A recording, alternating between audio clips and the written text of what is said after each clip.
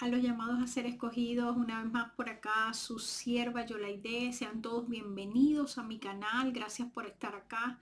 Hoy vamos a compartir el capítulo 27 del libro de los Hechos. Ya estamos pronto a terminar este libro. Ha sido un viaje verdaderamente interesante, donde hemos podido ver cada uno de los viajes de Pablo a través de este libro, las áreas que él iba evangelizando, que iba de misionero, ciudad tras ciudad, las islas, los territorios donde él fue llevando el evangelio, la verdad, el conocimiento del Mesías que había llegado.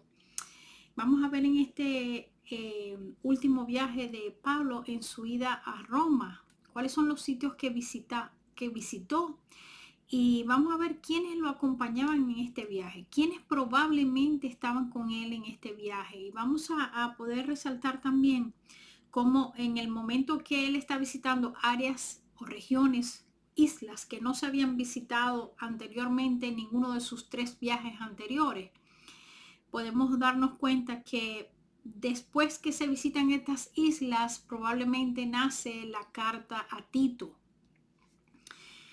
Vamos a poder resaltar todos estos pequeños detalles o importantes detalles que encontramos en el capítulo 27 del libro de los Hechos, y vamos ahora a orar para que el Señor nos acompañe en esta enseñanza. Amado Padre Celestial, Señor, siempre es un placer servirte, venir a adorarte, exaltar tu nombre, a llevar tu palabra, Señor, a llevar la verdad, el camino, la vida en Cristo Jesús, Señor, a todos los oyentes.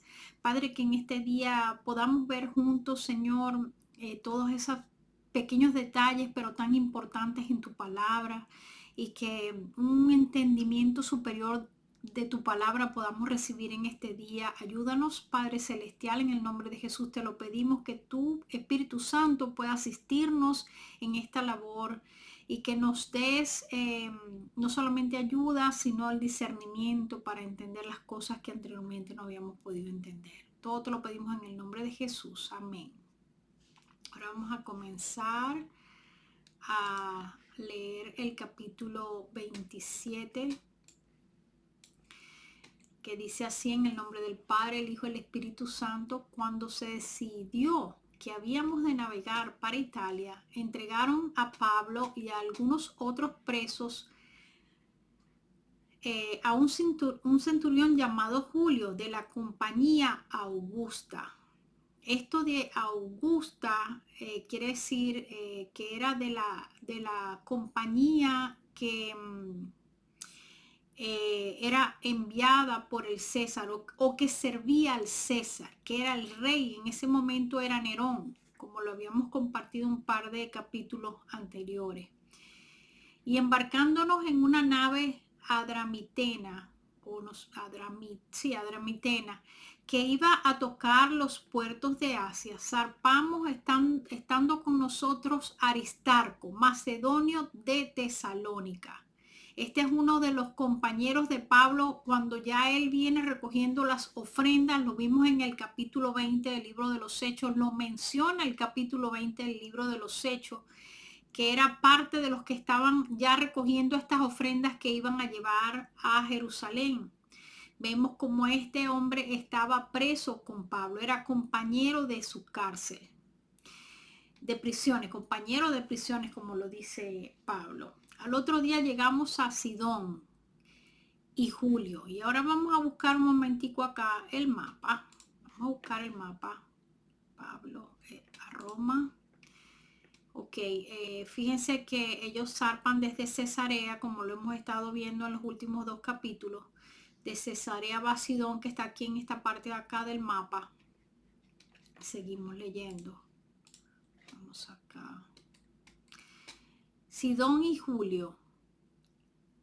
Sidón y Julio, tratando humanamente a Pablo, es decir, con cuidado, con consideración, le permitió que fuese a los amigos para ser atendido por ellos. Y haciéndonos a la vela desde allí, navegamos a Sotavento de Chipre. Quiero recordar que se me había olvidado mencionar que en Cesarea, esta Cesarea marítima, Allí estaban las profetisas y Felipe el evangelista. En esta ciudad había una iglesia conformada ya, donde estas mujeres estaban predicando con su padre. Son las únicas que se mencionan de Cesarea. Y cuando están mencionando en este verso que se le permitió que fuese a los amigos para ser atendido por ellos, probablemente o está hablando de eso o está hablando de aquellos compañeros de prisiones o aquellos amigos que habían estado con Pablo en Jerusalén. Continuamos leyendo. Y haciéndonos a la vela desde allí navegamos a Sotavento de Chipre. Aquí está en el mapa. Sotavento de Chipre no sale en el mapa, sale como si estuvieran bordeando el mapa, pero menciona Chipre. Así que navegamos a Sotavento de Chipre porque los vientos eran contrarios. Habiendo atravesado el mar frente a Sicilia, a ver un momentito que no veo acá, a Sicilia y Panfilia, arribamos a Mira. Aquí está Mira en el mapa, ¿ves? Pasaron por esta zona, bordeando la costa de esa parte de Cilicia y llegaron a Mira. Aquí está en el mapa. Ciudad de Licia. Y hallando allí el centurión una nave alejandrina que zarpaba para Italia, no se embarcó en ella. Navegando muchos días despacio y llegando a duras penas frente a Genido, no conseguí en el mapa Genido, pero asumo que son estas islas que están por acá. Voy a tratar de buscar un mapa en el momento que vaya a editar el video, a ver si consigo esa ciudad para podérselas mostrar. Y entonces supongamos que tengo el mapa, yo les voy a decir dónde está esta parte de acá. Porque nos impedía el viento, navegamos a Sotavento de Creta frente a Salmón. Entonces aquí está Creta. Esta isla es la que se menciona en la carta a Tito.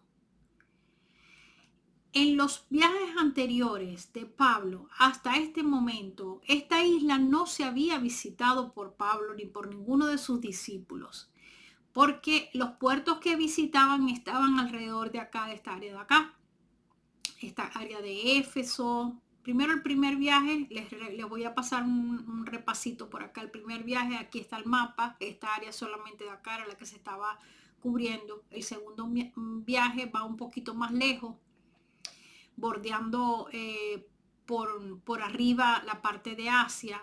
Ya el tercer viaje sí va a la parte aquí y ya luego baja de Macedonia y Acaya con esos discípulos que estaban recogiendo la ofrenda para llevarla a Jerusalén. En todos estos viajes que Pablo había realizado, esta isla de Creta siempre les quedó por un lado.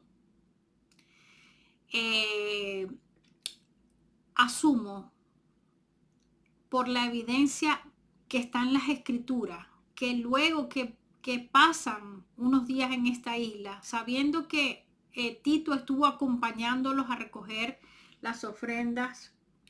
En Corintios se menciona, en las dos cartas se menciona a Tito. Estaban recogiendo las ofrendas para bajarlas a Jerusalén. Así que presumo que Tito estaba posiblemente en este viaje con él, o por lo menos le estaba dando seguimiento de cerca a Pablo. Después que visitan esta isla de Creta, ya llegando a Roma, es cuando Pablo probablemente desde allí le escribe a Tito, habiéndolo dejado aquí en Creta. No sabemos si en este momento Tito se queda en Creta o si más adelante ya él lo envía. Pero ciertamente la carta a Tito se escribe después del año 60, cuando ya Pablo sale hacia Roma. No pudo haber sido antes. no estas cartas, ni la de Timoteo, ni la de Tito, evidencias bíblicas por el contenido de las cartas, se deja claro que no pudieron haber sido escritas antes del año 60. Primero a la carta a Timoteo, la última carta a Timoteo se la escribe desde la cárcel, desde Roma, poco antes de morir. Y la carta a Tito desde la cárcel en Roma probablemente le escribe o que se devuelva, o ya habiéndose devuelto, mejor dicho, a Creta, estando él allí, les dice, es que te envié allá para que pusieras orden. Y quiero mencionar que en el capítulo 2 de Tito, y lo voy a abrir un momento acá porque esto no lo había preparado, pero vamos a hacerle caso al Señor que le pedí que me guiara. Entonces vamos a ver, en Tito 2. Vamos a leer brevemente acá. Ya él le había dicho en el primer capítulo que... No, vamos al capítulo 1 para leer esa parte. Pablo se menciona como apóstol de Jesucristo en las cartas donde hay necesidad de que él valide su apostolado. Apóstol de Jesucristo se llama. Por cuanto él tenía que corregir cosas que probablemente, también por evidencia bíblica, otros apóstoles estaban mandando a judaizar y venían de parte de Jacobo. Y entre esos había caído en algún momento Bernabé y el mismo Pedro, a quienes Pablo exhorta. Él tenía que hablar de su apostolado para defender la doctrina que el mismo Jesucristo le había entregado a él. Él dice que él no recibió su llamado de hombre, porque él los de reputación nada le habían enseñado. Él recibió su llamado del mismo Jesucristo, que le había enseñado y le había revelado la doctrina, incluso lo de la cena. Aunque él no estaba allí presente en la cena del Señor, él habla en una de las cartas a Corintios, habla de la cena del Señor, y esto lo recibió directamente del Señor Jesucristo. Cuando él habla y se identifica como apóstol es porque él va a hablar de doctrina y él va a refutar el engaño. Entonces envía esta carta a Tito y dice, entre lo que dice, dice a Tito, verdadero hijo, en la común fe, gracia, misericordia y paz de Dios Padre y el Señor Jesucristo nuestro Señor Salvador. Dice en el verso 5 del primer capítulo de Tito, por esta causa te dejé en Creta. Entonces, él está escribiendo ya, él no está en Creta. Pablo no está en Creta. Pablo probablemente estaba escribiendo ya desde la cárcel, desde Roma. Entonces, probablemente lo pudo haber dejado en este momento cuando están pasando por Creta. Por eso es que mencioné hace un rato que Julio le permitió que los amigos le asistieran. Ahora, ¿qué amigos? Tenemos evidencia en la misma carta que Aristarco de Macedonia estaba allí entre sus amigos en el barco. Pero pudiera haber estado Tito, pudiera haber estado Lucas, pudieran haber estado los que estaban bajando con él a Jerusalén, porque los vemos que lo acompañaban entre Macedonia, entre Acaya y en su viaje a Jerusalén. Él no estaba solo. Vamos a ver un momento acá para ver quiénes lo acompañaban. La primera vez que se menciona a Aristarco se hace en Hechos 20, en el 4 comienzo a leer, y le acompañaban hasta Asia Sópater de Berea, Aristarco y Segundo de Tesalónica, Gallo de Verde y Timoteo, y de Asia Tíquico y Trófimo. Esto habiéndose adelantado, nos esperaron en Troas, y nosotros pasando los días de los panes sin levadura navegamos de Filipo, y en 5 días nos reunimos con ellos en Troas, donde nos quedamos 7 días. Y así ellos van narrando su historia de que van bajando hacia Jerusalén. Entonces, ok, entonces volvemos a Tito, habiendo aclarado quienes probablemente estaban acompañando a Pablo. Volvemos a Tito y una vez viendo que él lo dejó, por esta causa lo dejó en Creta.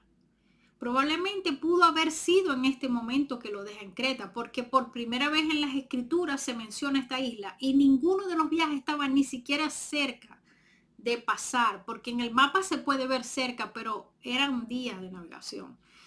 Entonces, vamos a ir al capítulo 2, lo que yo quería resaltar, porque estos estudios en el libro de los Hechos han sido resaltando, por supuesto, la doctrina, donde se levantaban las falsas doctrinas heréticas de los judaizantes o de los que negociaban con el evangelio, como hoy día lo hacen el evangelio de la prosperidad. Eso también, ellos sacaban provechos económicos y todas estas cosas Pablo las está refutando, y en esas cartas donde él está refutando doctrina, cuando él se menciona como apóstol.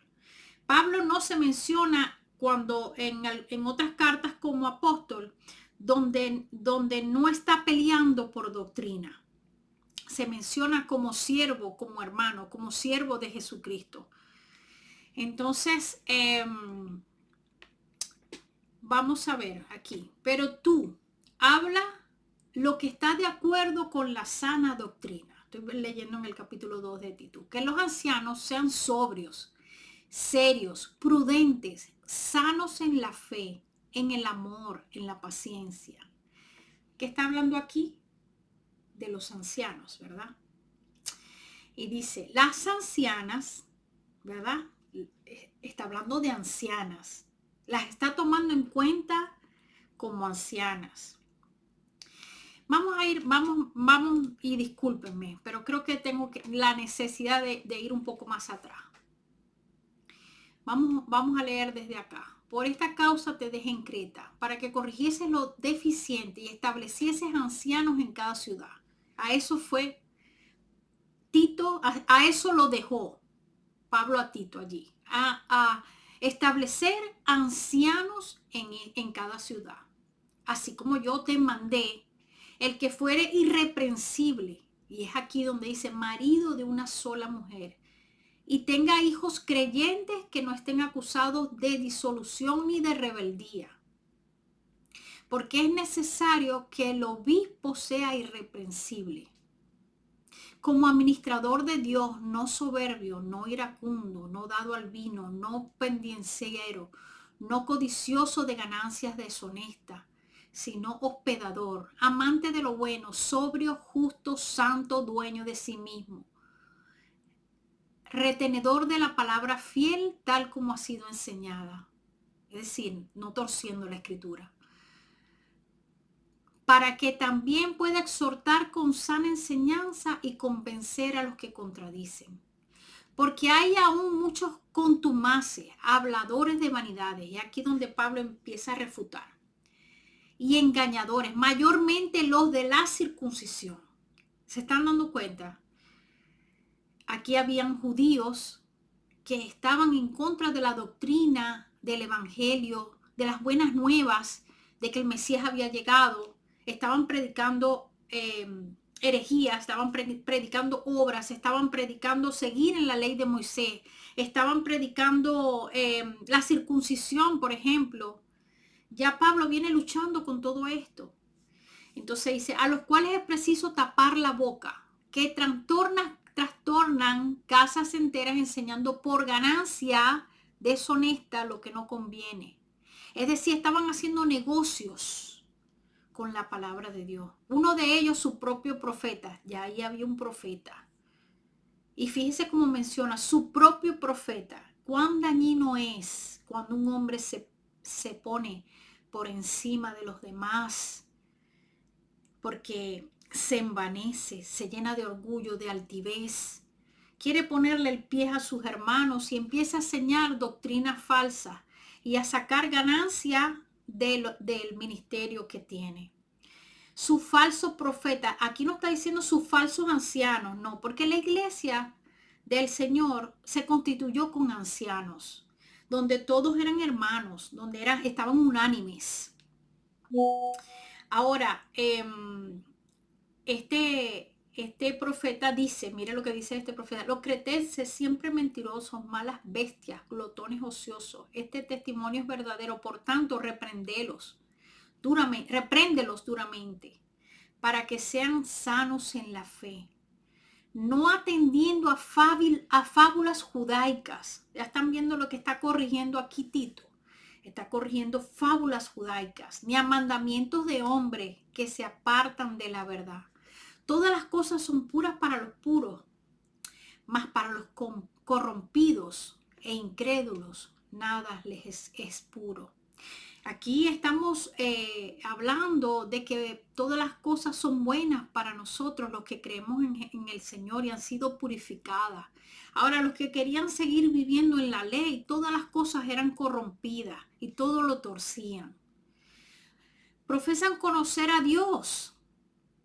Miren que aquí está hablando de las fábulas judaicas, está hablando de ellos, de los de la circuncisión. Y dice, profesan conocer a Dios, pero con los hechos lo niegan, siendo abominables y rebeldes, reprobados en cuanto a toda buena obra.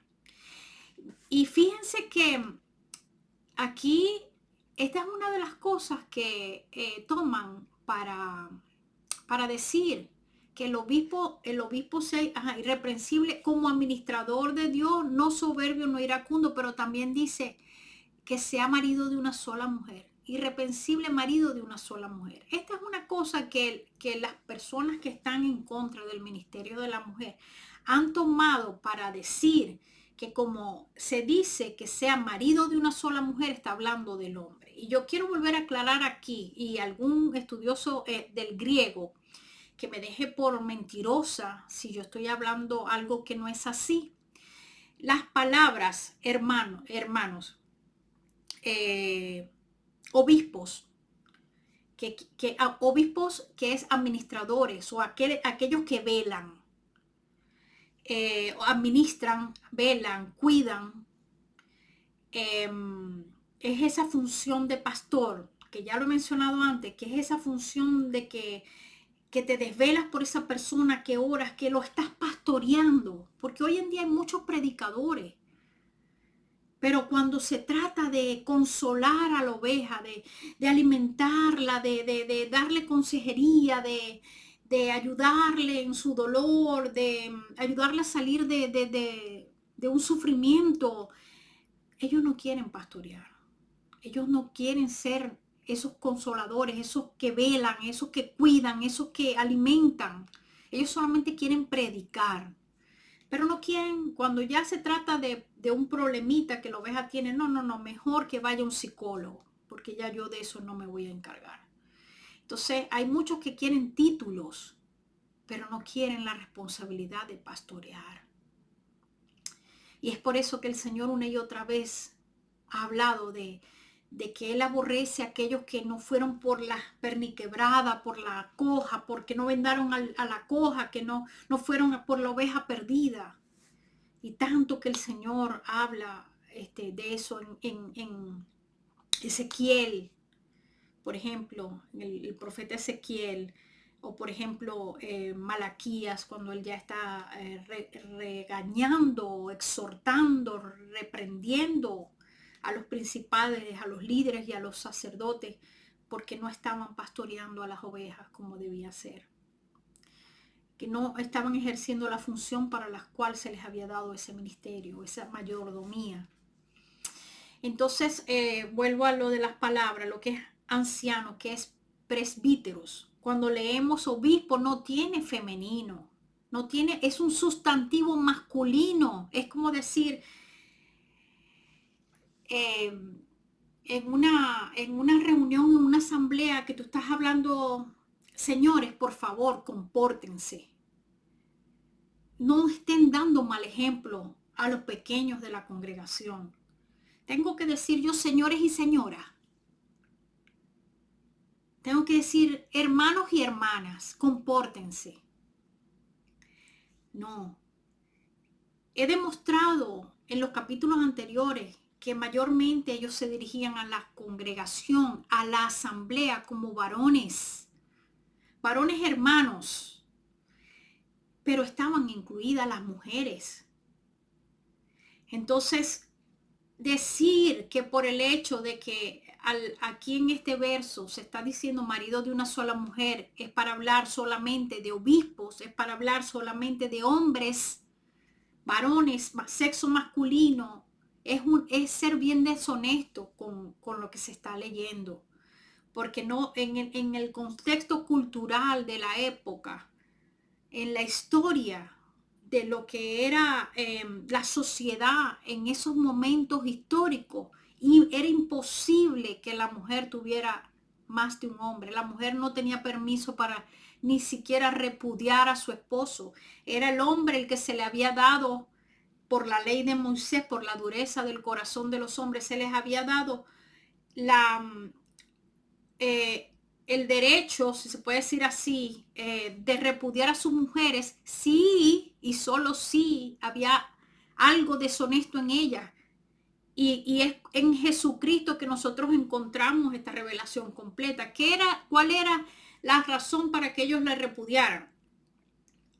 Perdón, era si estaba en fornicación o en adulterio. Y siendo el adulterio razón de que se le apedreara y se le diera muerte, porque ese era el castigo según la ley. Era imposible que una mujer griega tuviera, porque era el mismo castigo lo recibía una persona del Imperio Romano, un gentil, para hablar más claro, un extranjero que no tenga nada que ver con el pueblo judío, tenía la misma pena.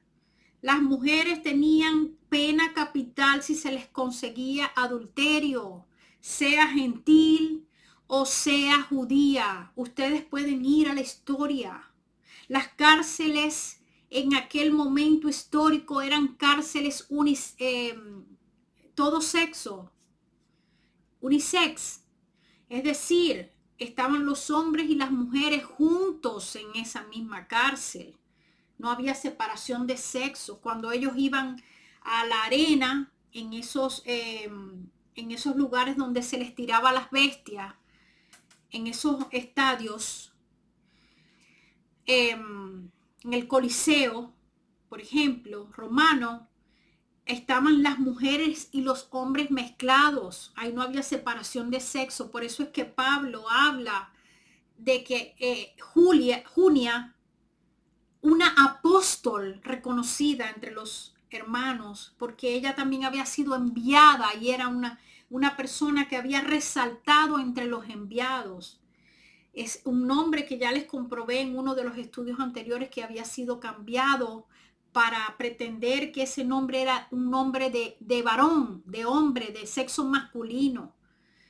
Y en otros pergaminos, y incluso en la historia de los padres de la iglesia, los padres apostólicos que llaman, hay uno que habla de esa apóstol, mujer, como una mujer que vale la pena resaltar y reconocer en la historia.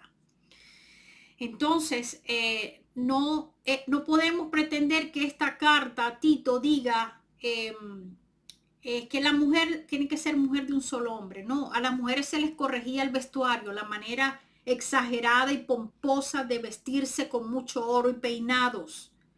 No se le corrige a los hombres. Ahora quiere decir que a los hombres, como no está escrito que se tienen que vestir con decoro, pueden vestirse de una manera que haga pecar a las mujeres. No, el mandamiento es para los dos. Pero en la época no podemos trasladar una carta que era para un momento cultural a nosotros a pretender que solamente era para los varones que se le estaba dando ese mandamiento. Y está hablando de los obispos, está hablando de los ancianos, presbíteros, y es una palabra que no tiene sustantivo femenino, pero incluye a las mujeres. Y en el capítulo 2, que fue el capítulo que dejé, dice, después de mencionar a los ancianos, dice, las ancianas asimismo sean reverentes en su porte, no calumniadoras, no esclavas del vino, maestras del bien, que enseñen a las mujeres jóvenes a amar a sus maridos y a sus hijos y ser prudentes, castas, cuidadosas de su casa, buenas, sujetas a sus maridos, para que la palabra de Dios no sea blasfemada. Exhorta asimismo a los jóvenes a que sean prudentes, y dejando claro que a Timoteo no le reconocían su ministerio porque era menor de 30 años. Y no quiere decir con eso que no hubiesen en este nuevo pacto más jóvenes que estuvieran sirviendo. Y lo hemos visto en todas las épocas. Hay grandes eruditos, grandes personas que ha usado el Señor, que desde los 18 años han estado ya pastoreando iglesias, porque han tenido un llamado que ha dejado evidencia en ellos desde los 15 años de su conversión, de su transformación, de que son una nueva criatura, que tienen un ministerio grande para la enseñanza, que han sido maestros y grandes hombres reconocidos. Y voy a tratar de buscar, en este mismo momento no me viene el nombre de uno de ellos, que creo que era un gran pastor aquí en los Estados Unidos, que comenzó su ministerio a la edad de 15 años, algo así, ya empezó a pastorear a los 18. No recuerdo exactamente quién es uno de estos grandes. En este momento no me viene, pero voy a buscar el nombre para podérselos colocar por acá, y que ustedes puedan entender que hasta los jóvenes eran atacados por su ministerio. Y es por eso que Pablo le escribe a Timoteo que no se deje, que lo menosprecien por su edad, por su corta edad. Entonces, si esta carta está hablando de los ancianos, de los presbíteros, y ahí están incluidas las mujeres, no quiere decir que nosotras solamente le vamos a enseñar a las mujeres. Obviamente no le puedes decir a un hombre, no pega ni siquiera con la época, la cultura y la historia del momento. Los hombres no se podían acercar a otras mujeres que no fuese su propia esposa. Las mujeres tenían que enseñar obviamente a las otras jóvenes a ser buenas esposas. Esa era la labor de la mujer. No pueden pretender que por el hecho de que las ancianas se les menciona aquí, cumpliendo una labor de enseñanza a las más jóvenes, que la vamos a coartar, a coaccionar, no sé cuál es la palabra, a cortar el ministerio a las ancianas por el hecho de que ellas acá se les está dando una instrucción específica, están yendo desde lo general a lo específico, de que ellas tenían que enseñar a las otras jóvenes a amar a sus maridos, a las otras mujeres jóvenes a amar a sus maridos y a sus hijos, y a ser prudentes, castas, cuidadosas, y todo lo que dice en la casa. Fíjense que aquí en esta carta te dice: exhorta a sí mismo a los jóvenes y que sean prudentes, presentándote tú en todo como ejemplo de buenas obras. Fíjense que esto nos demuestra que también Tito era un joven, porque si él se iba a presentar a los jóvenes como ejemplo, quiere decir que él era un joven también, mostrando integridad, seriedad, palabra sana e irreprochable, de modo que el adversario se avergüence y no tenga nada malo que decir de vosotros. Exhorta a los siervos a que se sujeten a sus amos, que agraden en todo y que no sean respondones, no defraudando, sino demostrándose fieles en todo, para que en todo adornen la doctrina de Dios nuestro Salvador. Aquí evidentemente se nos manda a cada uno a que nos sometamos por amor. El Señor no sometió nunca a sus discípulos. El Señor se sometió por amor al Padre. Aquí no se trata de someter a los demás. Se trata de que uno se somete por amor. Y la palabra dice que nos tenemos que someter los unos a los otros y exhortarnos los unos a los otros. Aquí no hay nadie mejor, porque el Señor no hace acepción de personas, si no, no sería un Dios justo. El Señor es justo y Él reparte justicia con equidad para todos. ¿Cómo yo escucho decir a tantos que el Espíritu Santo y Jesucristo son los que reparten los dones y los ministerios? Y después de decir eso le cortan la labor a Jesús, y al Espíritu Santo para escoger y repartir los ministerios como Él quiera. No podemos hablar para adelante y para detrás. No podemos decir es que es el Señor el que escoge, el que llama y después decir no, el Señor no puede escoger una mujer. Yo no creo que sea necesario que nosotros nos pongamos a estudiar hebreo y griego para poder entender que si el Señor está mencionando aquí a las ancianas y si no les dice que sean mujeres de un solo hombre, es porque, señores, dejemos de manipular la palabra de Dios. Dejemos de pretender que los demás, por ignorar la palabra de Dios, son estúpidos. No quieran seguirle viendo a la gente la cara, manipulando a la iglesia para seguir teniendo el control de las masas.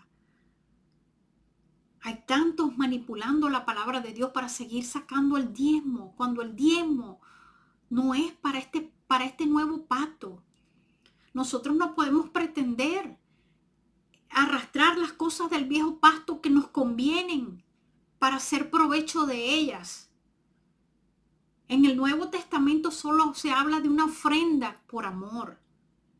Una ofrenda que uno da, por ejemplo, para apoyar y para ministrar con esa ofrenda a los pobres, a los que necesitaban, a los que estaban perseguidos. Y por más que el Señor hable de que el obrero es digno de su salario, nosotros no podemos manipular la palabra para seguir sacando provecho de la palabra. Señores, yo les exhorto en el amor de Dios, en el amor de Jesucristo, que comiencen a ser honestos y que dejen de estar poniéndole el pie a los otros que han sido llamados también por el Señor. En el estudio que hice con el hermano Jesús Urdaneta, que le vuelvo a dar las gracias una vez más por haberme apoyado en ese estudio, hablamos de las jerarquías que son antibíblicas. Nosotros no podemos hacernos señores de las ovejas.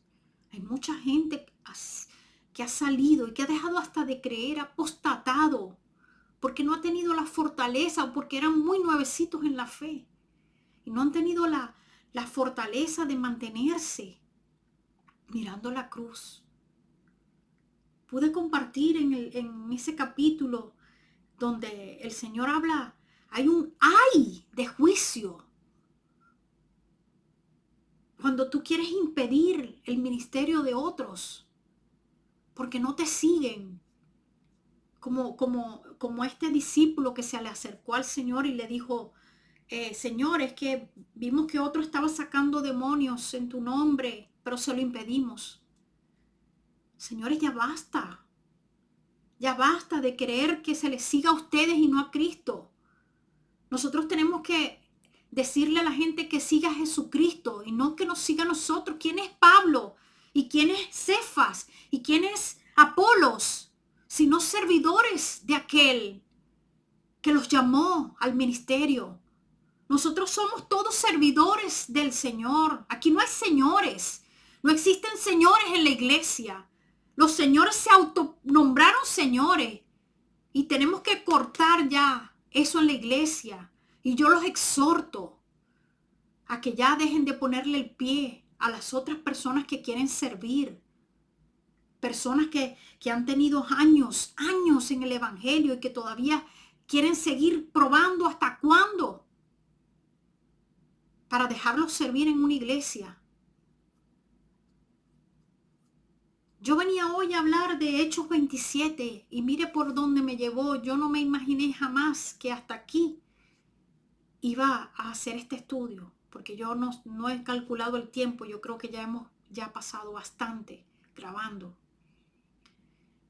Pero quiere el Señor que muchos corrijan hoy su postura, porque hay un ay de juicio.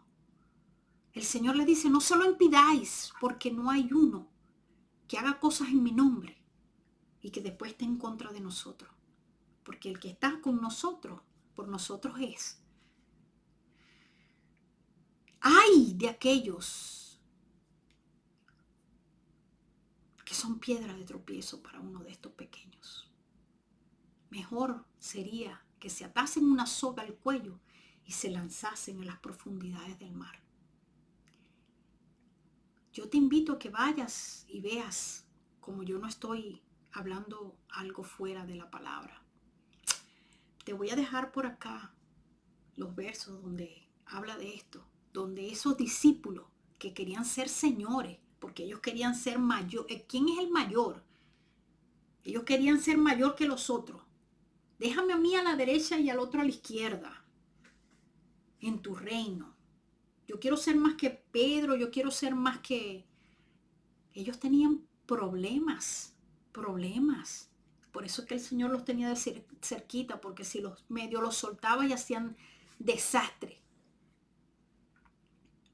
Porque ellos no habían entendido que el rey, que se despojó de su majestad, que vino a servir, que aún le lavó los pies, también les dijo, el siervo no es mayor que su amo. Pero hoy hay señores y señoras, dueños de las ovejas. Hoy hay amos por encima de Jesucristo, que no quieren lavarle los pies a sus discípulos, sino que quieren ponerle el pie arriba y no dejarle ejercer sus ministerios, el llamado que el Señor les ha dado a cada uno de ellos. ¡Qué triste! Es muy triste que las iglesias unas están perdidas con el evangelio de la prosperidad, predicando lenguas desordenadas,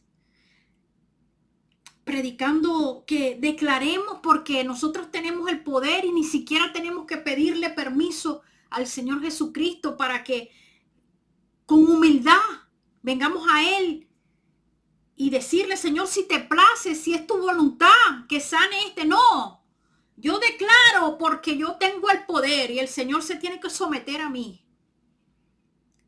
Dios tenga misericordia por todas las herejías que se levantan y por los señores de las ovejas. Porque hay un ay de juicio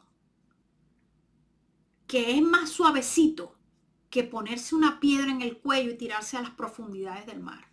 Y hay un juicio en esta vida, hay un juicio en la vida que puede ser una muerte eterna, un sufrimiento eterno, en la vida venidera. Hay un juicio que el Señor les pasa a aquellos que son piedra de tropiezo para los pequeños que Él ha llamado.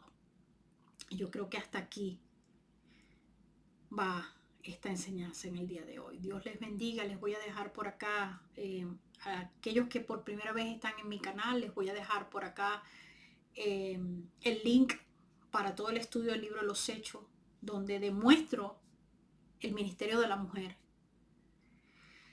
Y les voy a dejar también mis composiciones musicales, porque para la gloria de Dios, aunque vientos y mareas se han levantado en contra de mi ministerio, donde muchos señores y señoras se han querido enseñorear de mi vida y de lo que Dios me dio, para la gloria y exaltación del nombre del Señor, sigo sirviéndole al Señor con la misma pasión con la que Él puso en mí hacerlo. Y le he dado los dones y los talentos a pesar de los vientos contrarios, de la oposición que Satanás ha levantado a través de sus instrumentos. Pero sigo adelante mirando la cruz. Sigo adelante mirando al que sí me pastorea, aquel que sí guarda mi vida, aquel que se entregó en la cruz para darme salvación y para hacerme libre de la cautividad de los hombres, libre del adoctrinamiento a los que muchos por siglos se sometieron.